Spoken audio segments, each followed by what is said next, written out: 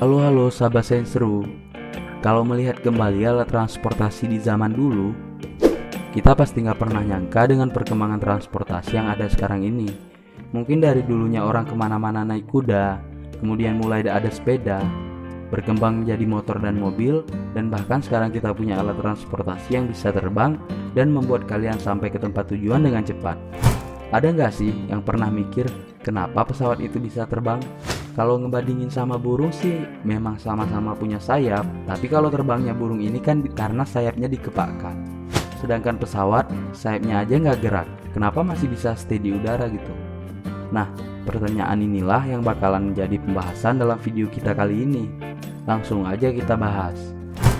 Pesawat yang pertama kali berhasil terbang adalah karya dari dua orang bersaudara bernama Wilbur dan Orville Wright.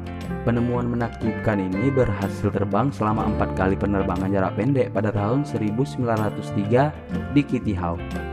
Faktor utama yang membuat percobaan ini berhasil ternyata ada pada bentuk sayapnya yang melengkung. Karena itu bentuk sayap yang seperti ini masih terus digunakan pada pesawat modern. Namun didesain sedemikian rupa untuk mempermudah pesawat saat terbang.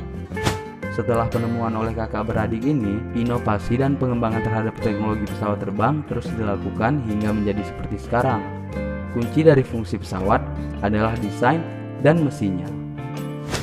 Jadi ada 4 gaya nih yang terlibat dalam terbangnya sebuah pesawat, yaitu lift atau gaya angkat, gaya gravitasi, thrust atau gaya dorong, dan drag atau gaya hambat.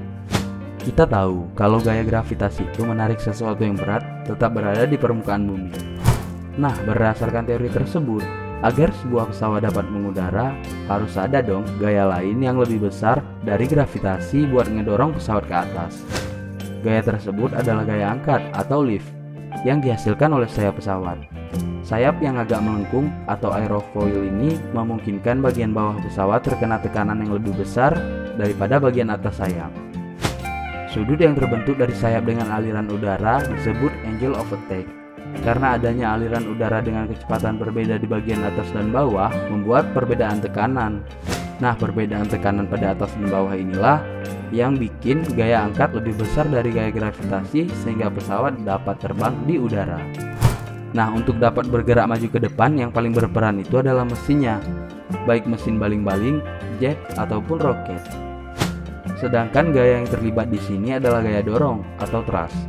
Mesin pesawat berfungsi untuk menyedot udara dan mendorongnya ke belakang. Pesawat dapat menyedot udara hingga 57 juta liter dalam sekali sedot. Udara ini kemudian diubah menjadi tenaga untuk mendorong pesawat maju ke depan.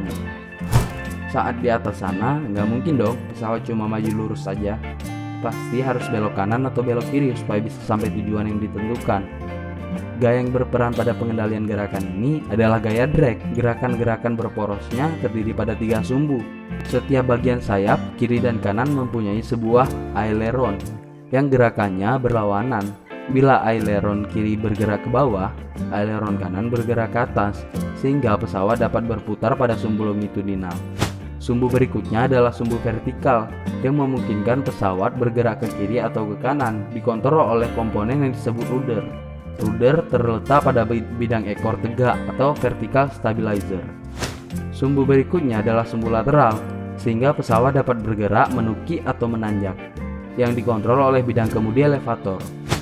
Kemudi-kemudi ini disebut kemudi utama atau primary control surface yang mengontrol pusat pengendalian gerakan pesawat saat kita berada di udara.